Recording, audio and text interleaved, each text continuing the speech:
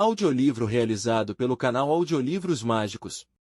Mais esperto que o diabo. Capítulo 1. Meu primeiro encontro com Andrew Carnegie.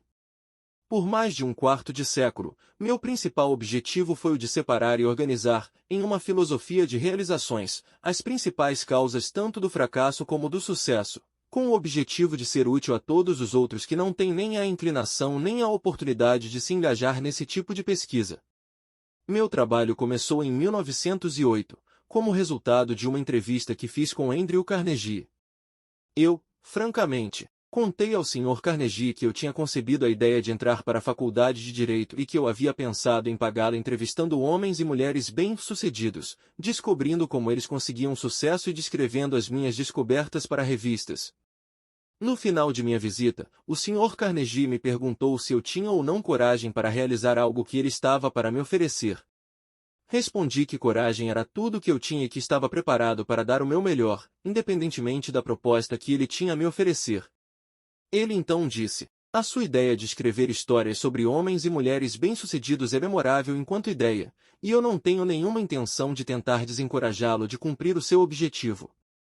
Mas eu preciso lhe dizer que, se você realmente quer fazer um serviço que seja útil, não somente para as pessoas de hoje, mas também que dure para toda a posteridade, ocupe o seu tempo organizando, baseado nessas histórias, as causas do fracasso e do sucesso dessas pessoas. Há milhões de pessoas no mundo que não têm a menor concepção das causas do sucesso e do fracasso. As escolas e faculdades ensinam praticamente tudo, exceto os princípios de realização pessoal. Eles exigem que jovens, homens e mulheres, passem de 4 a 8 anos adquirindo conhecimentos abstratos, mas não os ensinam o que fazer com esse conhecimento depois de tê-lo. O mundo está precisando de uma filosofia de realização prática e inteligível, organizada a partir de conhecimento resultante da experiência de homens e mulheres da grande universidade da vida. Em todo o campo da filosofia, eu não encontro nada que se assemelhe ao tipo de filosofia que tenho em mente. Nós temos muito poucos filósofos que são capazes de ensinar a homens e mulheres a arte de viver. Parece, para mim, que há uma oportunidade que deveria desafiar um jovem ambicioso do seu tipo, mas ambição pura não basta para essa tarefa que eu sugeri. Aquele que ousar seguir minha sugestão deverá ter coragem e tenacidade. O trabalho demandará pelo menos 20 anos de esforço contínuo, durante o qual aquele que topar terá que ganhar a vida com outra fonte de renda, porque esse tipo de pesquisa nunca é lucrativo no seu início, e geralmente os poucos que se aventuraram a contribuir para a civilização através de trabalhos dessa natureza tiveram que esperar 100 anos ou mais após seus próprios funerais para receber reconhecimento pelo seu feito. Se você prosseguir com esse trabalho, deve entrevistar não somente os poucos que foram extraordinariamente bem-sucedidos, mas também os muitos que fracassaram. Você deve cuidadosamente analisar milhares de pessoas que foram classificadas de fracassadas, e eu quero dizer com o termo fracassado, homens e mulheres que chegam aos estágios finais de suas vidas desapontados porque não conseguiram alcançar as metas que haviam se proposto de coração. Tão inconsistente como parece ser, você aprenderá muito mais como ser bem-sucedido a partir dos fracassos do que com o tão chamado sucesso. Eles lhe ensinarão o que não fazer. Na parte final da sua pesquisa, se você conseguir com sucesso manter o foco, fará uma descoberta que poderá ser uma grande surpresa. Descobrirá que a causa para o sucesso não é algo separado e longe do homem, mas que é uma força tão intangível na natureza, que a maioria dos homens nunca a reconhece, uma força que pode muito bem ser chamada de outro eu.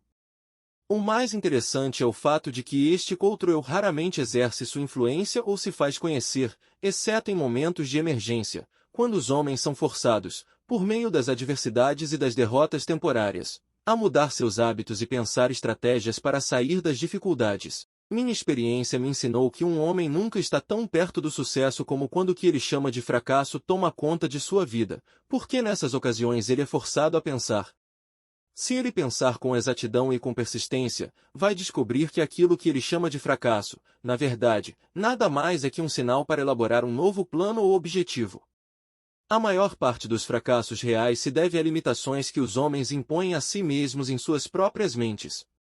Se eles tivessem a coragem de ir mais um passo à frente, eles descobririam os seus próprios erros, começando uma vida nova. O discurso do Sr. Carnegie reformulou a minha vida por completo e plantou em minha mente um desejo ardente, que me orientou sem cessar. Isso aconteceu mesmo eu não tendo a mais vaga ideia do que significava o termo outro eu. Durante o meu trabalho de pesquisa nas causas de fracasso e sucesso, tive o privilégio de analisar mais de 25.000 homens e mulheres que eram rotulados de derrotados, e mais de 500 que eram classificados de bem-sucedidos. Muitos anos atrás, tive meu primeiro contato com aquele outro eu que o Sr. Carnegie havia mencionado. A descoberta veio como ele disse que viria, como resultado de dois pontos cruciais da minha vida, mas que foram, na verdade, emergências e que me forçaram a pensar um jeito de vencer as minhas dificuldades de tal maneira que eu nunca havia experimentado. Gostaria que fosse possível descrever essa descoberta sem o uso do pronome pessoal eu, mas isso é impossível, visto que ela ocorreu através de experiências pessoais que não podem ser separadas. Para dar uma visão completa da descoberta, terei que voltar ao primeiro desses dois pontos marcantes da minha vida e mostrar, passo a passo, essa descoberta. Para realizar a pesquisa, com a compilação de dados, foram necessários anos de trabalho. Eu tinha chegado à falsa conclusão de que minha tarefa de organizar uma filosofia completa de sucesso pessoal havia terminado. Longe de estar completo, meu trabalho havia apenas começado. Eu havia erigido o esqueleto de uma filosofia, organizando os 17 princípios do sucesso e as 30 maiores causas do fracasso, mas aquele esqueleto tinha que ser coberto com a carne da realização e da experiência. Além disso, tinha que ser dada ao trabalho uma alma que inspirasse homens e mulheres a não somente transporem obstáculos, mas também a não se deixarem abater por eles. A alma, que ainda teria que ser adicionada, como eu descobri depois, somente se tornaria disponível após aparecer o meu outro eu, através dos dois pontos cruciais da minha vida. Resolvendo focar a minha atenção e quaisquer talentos que eu porventura tivessem retornos monetários através de canais de negócios, decidi dedicar-me à profissão de publicitário. Tornei-me, então, o gerente de publicidade do curso de extensão La Salle da Universidade de Chicago. Tudo correu maravilhosamente bem durante um ano. Entretanto, no final desse ano, fui tomado por um violento desgosto pelo meu trabalho, então, me demiti. Posteriormente, ingressei no ramo de cadeias de lojas, juntamente com o ex-presidente da Universidade de Extensão La Salle. Logo me tornei presidente da companhia de doces Betsy Ross. Porém, desacordos com os sócios desse negócio fizeram com que eu saísse do empreendimento. A atração pela propaganda ainda estava em meu sangue, e tentei novamente dar expressão a ela. Organizei uma escola de propaganda e vendas, como uma parte da escola de negócios Bryan Stratton. O empreendimento navegava em águas tranquilas e muito dinheiro entrava rapidamente. Foi então que os Estados Unidos tomaram parte da Primeira Guerra Mundial. Em resposta a um chamado interior, que palavras não conseguem descrever, saí da escola e entrei para o serviço do governo dos Estados Unidos, sob a direção pessoal do presidente Woodrow Wilson, deixando um negócio fantástico desintegrar-se. No dia do armistício, em 1918, comecei a atuar na publicação da revista Golden Rule, Regra de Ouro, na tradução livre. Apesar do fato de eu não ter nenhum centavo de capital, a revista cresceu rapidamente e em pouco tempo ganhou circulação nacional, chegando a quase 500 mil de exemplares, finalizando seu primeiro ano de negócios com um lucro de $3,156 mil. Alguns anos depois, aprendi com um experiente executivo de uma empresa de publicações que nenhum homem capaz naquele ramo pensaria em começar uma revista tal como está com menos do que $500 mil de capital. A revista Golden Rule e eu estávamos destinados a nos separar. Quanto mais sucesso alcançávamos, mais descontente eu me tornava. Até que, finalmente, devido a um acúmulo de perturbações causadas por sócios no negócio, dei a revista como um presente a eles e deixei o negócio. Com essa atitude, provavelmente joguei fora uma pequena fortuna. Logo após, organizei uma escola de treinamento para vendedores. Minha primeira missão era treinar um exército de vendas de 3.000 pessoas para uma rede de lojas. Receberia $10 para cada vendedor que frequentasse a minha aula. Dentro de 6 meses, esse trabalho havia me rendido um pouco mais de $30 mil. O sucesso, em termos financeiros, estava coroando meus esforços com abundância. Novamente meu espírito estava descontente. Eu não estava feliz. Tornava-se, a cada dia, mais óbvio que nenhuma quantidade de dinheiro, em algum momento, me faria feliz. Sem a menor desculpa razoável por minhas ações, saí do negócio e desisti de um empreendimento no qual teria facilmente recebido um salário satisfatório. Meus amigos e sócios no negócio pensaram que eu estava louco, e eles não estavam tão errados nos seus pensamentos. No fundo, eu estava inclinado a concordar com eles, mas parecia que não havia nada que eu pudesse fazer para mudar de ideia. Procurava pela felicidade e ainda não a tinha encontrado. Pelo menos, essa é a única explicação que eu poderia oferecer para justificar as minhas atitudes um tanto quanto inusitadas. Qual o homem que realmente conhece a si mesmo? Isso aconteceu no final do outono de 1923. Eu me sentia solitário em Columbus, Ohio, sem recursos e, pior ainda, sem nenhum plano para me tirar daquela situação difícil. Na verdade, era a primeira vez na vida que eu estava acuado devido à falta de recursos. Em muitas ocasiões, já havia passado por momentos de aperto, mas nunca antes havia faltado dinheiro a tal ponto de eu não conseguir suprir as minhas necessidades pessoais. A experiência me assombrou, eu parecia estar totalmente à margem do que poderia ou deveria fazer. Pensei em uma dúzia de jeitos de conseguir resolver os meus problemas, mas descartei-os todos, eram impraticáveis e impossíveis de realizar. Me senti como alguém que estava perdido em uma selva, sem uma bússola sequer. Toda tentativa que eu fazia para me tirar da dificuldade acabava me trazendo de volta para o ponto de partida. Por quase 2 meses, sofri com a pior das doenças humanas, a indecisão. Eu conhecia os 17 princípios da realização pessoal, mas não sabia como aplicá-los. Sem saber, estava encarando uma daquelas emergências da vida de que o Sr. Carnegie havia me falado, situações essas em que os homens muitas vezes descobrem os seus outros eus. Meu estresse era tão grande que em nenhum momento me ocorreu sentar, analisar a sua causa e procurar a sua cura. Derrota é convertida em vitória. Uma tarde, tomei uma decisão que me ajudou a sair daquela situação. Eu tinha um sentimento de que o que eu realmente desejava era sair para os espaços abertos do país, onde poderia respirar ar fresco e, principalmente, pensar. Comecei a caminhar e já havia percorrido mais ou menos 7 ou 8 milhas quando, de repente, me vi parado. Por muitos minutos, fiquei ali como se estivesse com os pés colados. Tudo na minha volta tornou-se escuro.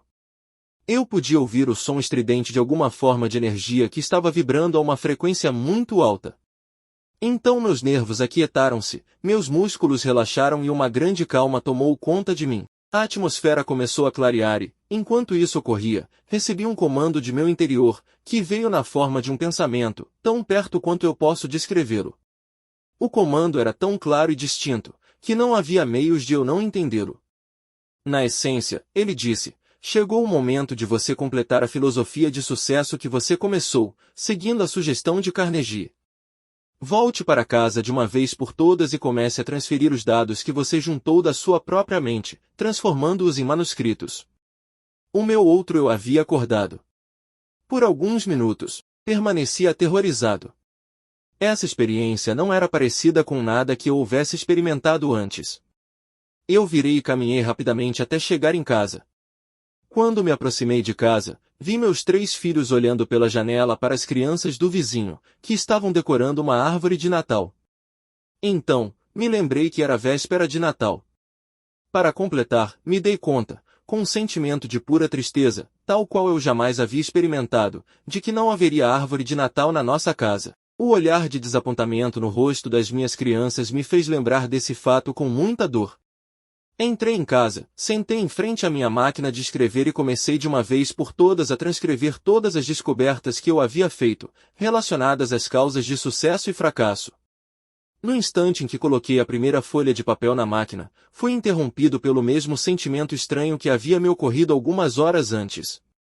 E este pensamento passou de forma muito clara na minha mente. Sua missão nesta vida é completar a primeira filosofia de sucesso e realização pessoal.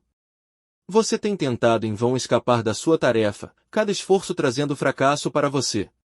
Você está procurando pela felicidade. Aprenda esta lição, de uma vez por todas, você somente achará alegria ajudando outros a encontrá-la.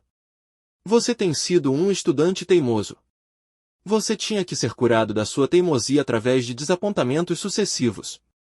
Dentro de poucos anos, o mundo todo começará uma experiência na qual milhões de pessoas que necessitam desta filosofia terão acesso a ela, justamente devido a este direcionamento que você recebeu para completá-la. A sua grande oportunidade de achar a felicidade prestando um serviço útil terá chegado. Vá trabalhar e não pare até que você tenha completado e publicado os manuscritos que você começou. Eu estava consciente de ter chegado ao final do arco-íris da vida e estava feliz. A dúvida aparece. O feitiço, se é que essa experiência pode ser assim chamada, passou. Comecei a escrever e, pouco depois, fui sugestionado pela minha razão e pensei que talvez eu estivesse entrando numa missão estúpida. A ideia de que um homem que estava em plena depressão e praticamente falido pudesse escrever uma filosofia de sucesso pessoal me parecia tão fantasiosa que ri vigorosamente e acabei dando gargalhadas.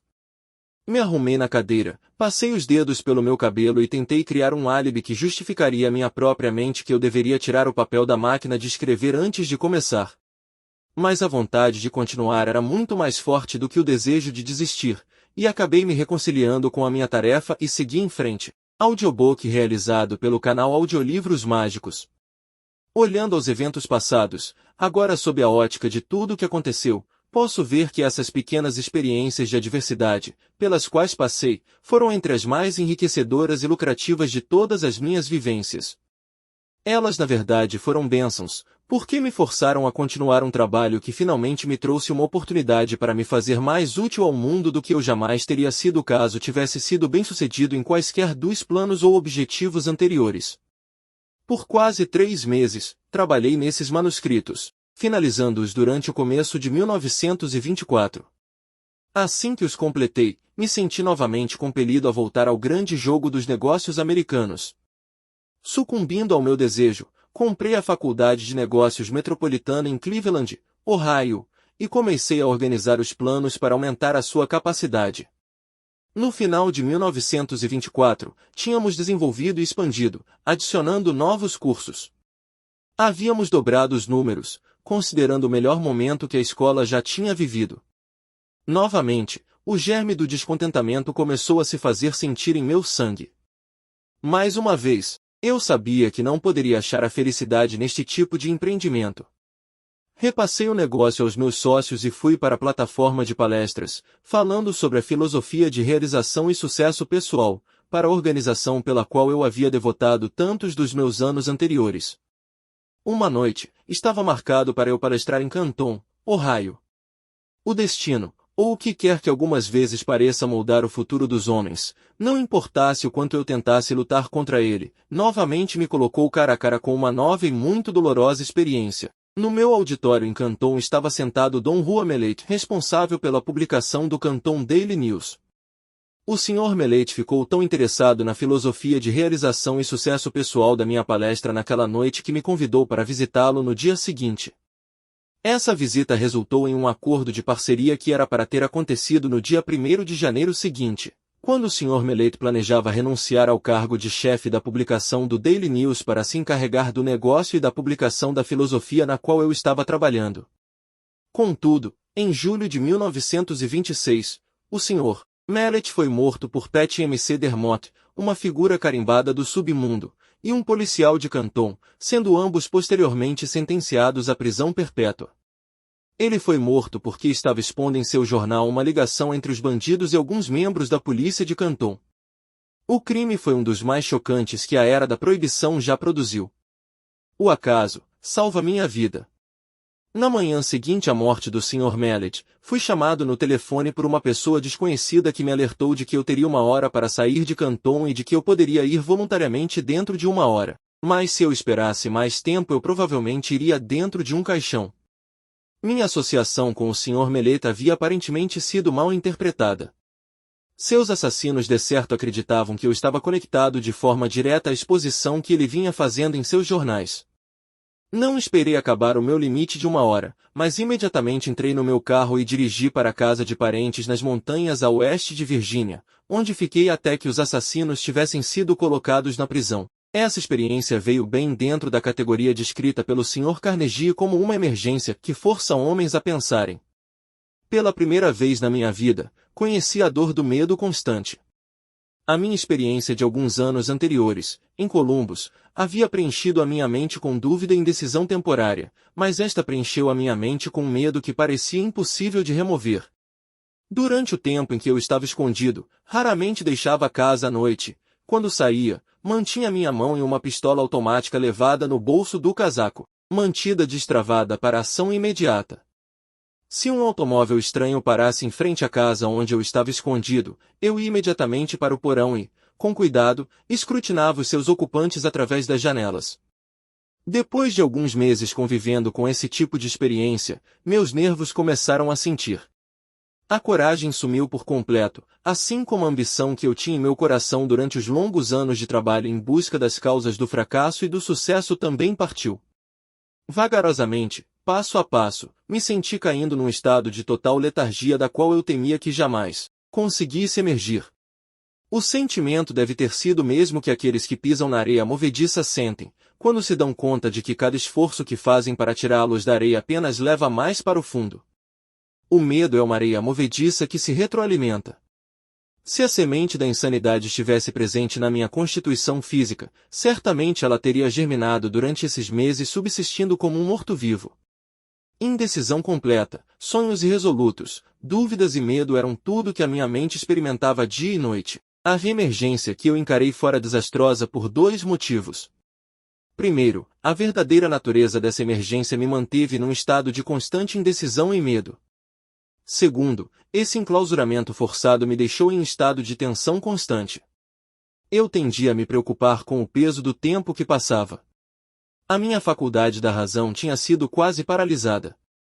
Me dei conta de que precisava trabalhar a minha mente para sair desse estado mental. Mas como? Os recursos que tinham me ajudado a resolver todas as emergências anteriores da minha vida parece que criaram asas e me deixaram completamente à mercê da situação.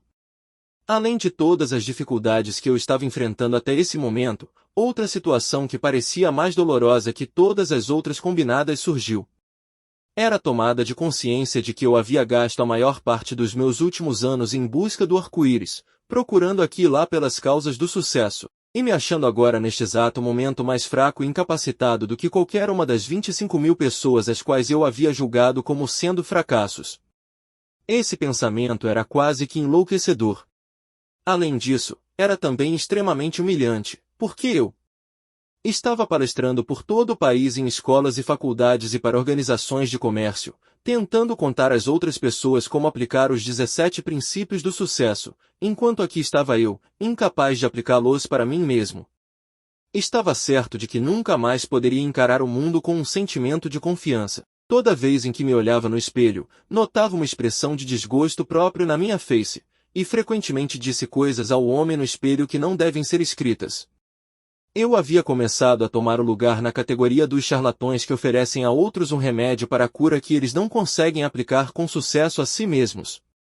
Os criminosos que assassinaram o Sr. Melete foram julgados e mandados para a prisão perpétua. Por isso, seria perfeitamente seguro, considerando onde eles estavam, sair do meu esconderijo e novamente tocar o meu trabalho. Contudo, não conseguia sair porque agora encarava circunstâncias mais aterrorizantes do que aquela que havia sido criada pelos assassinos. A experiência destruíra qualquer tipo de iniciativa que eu havia possuído. Eu sentia uma influência de tal modo depressiva que tudo parecia um pesadelo. Estava vivo e poderia me mover, mas não conseguia pensar em um único movimento por meio do qual eu pudesse continuar a procurar pela meta que eu tinha estipulado para mim mesmo, baseado na sugestão do Sr. Carnegie. Estava rapidamente me tornando indiferente não apenas a mim mesmo, mas, pior ainda, começava a me tornar mal-humorado e irritado com aqueles que haviam me oferecido abrigo durante a minha emergência. Audiobook realizado pelo canal Audiolivros Mágicos. Encarei a maior emergência da minha vida. A menos que tenha passado por uma experiência similar, você não consegue imaginar como me senti. Tais experiências não conseguem ser descritas. Para serem entendidas, devem ser sentidas. O momento mais dramático da minha vida.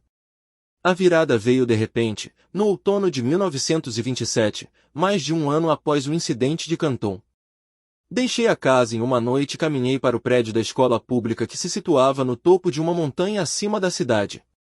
Eu havia chegado a uma decisão de lutar contra tudo aquilo antes que a noite acabasse. Comecei a caminhar em volta do edifício, tentando forçar meu cérebro confuso a pensar com clareza.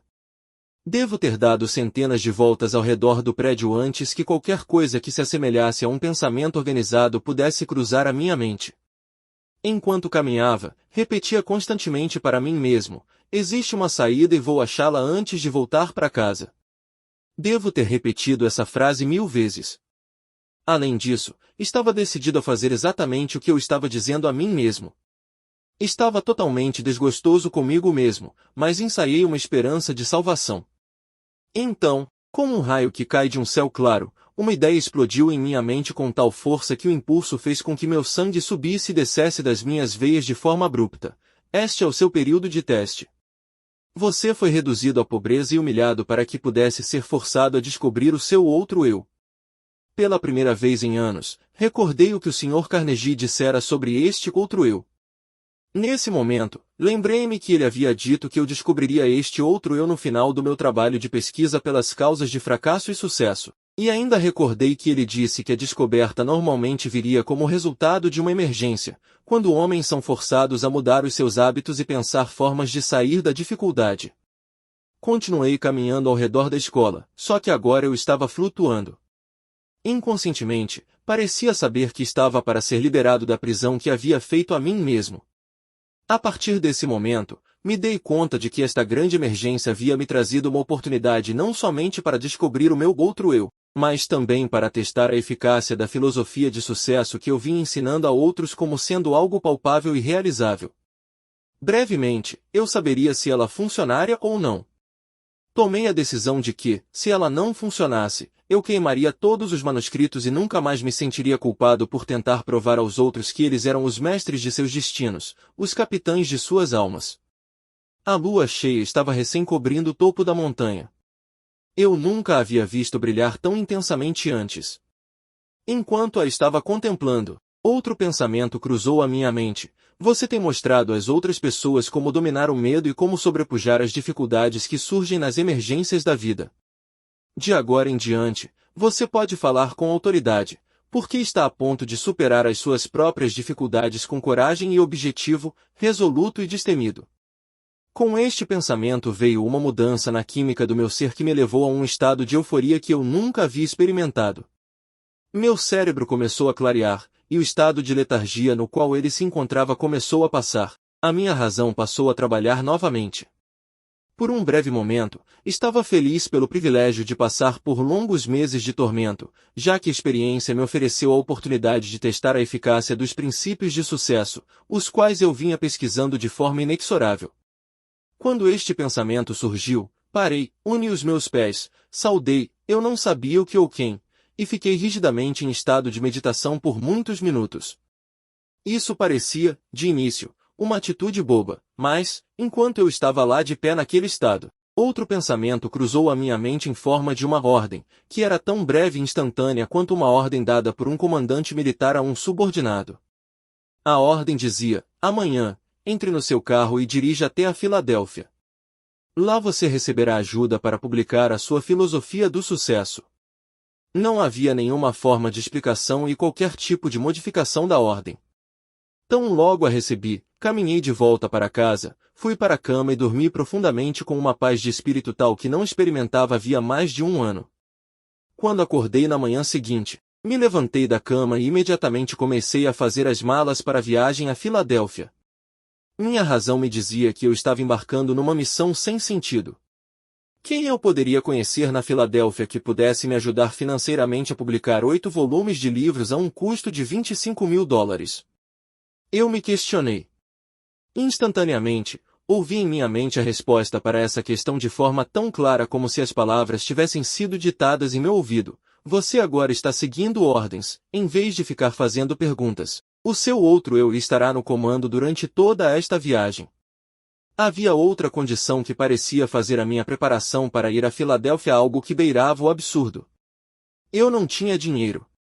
Esse pensamento mal me havia ocorrido quando meu outro eu explodiu dando uma ordem enfática: peça para o seu cunhado $50 e ele emprestará para você. A ordem parecia definitiva e final. Sem qualquer hesitação, segui as instruções. Quando pedi o dinheiro ao meu cunhado, ele disse: claro, certamente vou lhe emprestar os 50, mas, se você vai para tão longe, seria melhor levar $100. Agradeci a ele e disse que $50 seriam o suficiente. Sabia que não bastava, mas esta era a quantia que meu outro eu havia me ordenado a pedir, e foi exatamente isso que fiz. Eu estava bastante aliviado quando me dei conta de que meu cunhado não ia me perguntar por que eu estava indo para Filadélfia. Se ele soubesse tudo o que havia se passado pela minha mente na noite anterior, talvez pensasse que eu deveria ir para um hospital psiquiátrico em vez de sair em busca do pote de ouro no final do arco-íris. Meu outro eu assume o comando. Parti com a minha cabeça me dizendo que eu era um idiota e meu outro eu me ordenando ignorar o desafio e seguir as instruções. Dirigi a noite inteira, chegando a Filadélfia na manhã seguinte. Meu primeiro pensamento foi o de procurar uma pensão onde eu pudesse alugar um quarto de $1 por dia. Nesse momento, novamente o meu outro eu tomou conta e ordenou que eu me hospedasse no hotel mais luxuoso da cidade. Com um pouco mais de $40 no bolso, que era o que restava do meu capital, parecia mais um suicídio financeiro quando caminhei até o balcão e pedi por um quarto, ou, devo dizer, quando comecei a pedir por um quarto, meu recém-descoberto outro eu me ordenou pedir a melhor de todas as suítes. O custo dessa suíte consumiria o meu capital em 2 dias. Obedeci. O carregador de malas pegou a minha bagagem, me entregou o ticket do estacionamento do meu automóvel e me conduziu até o elevador como se eu fosse o príncipe de Gales. Era a primeira vez em mais de um ano que um ser humano havia demonstrado tal deferência para comigo.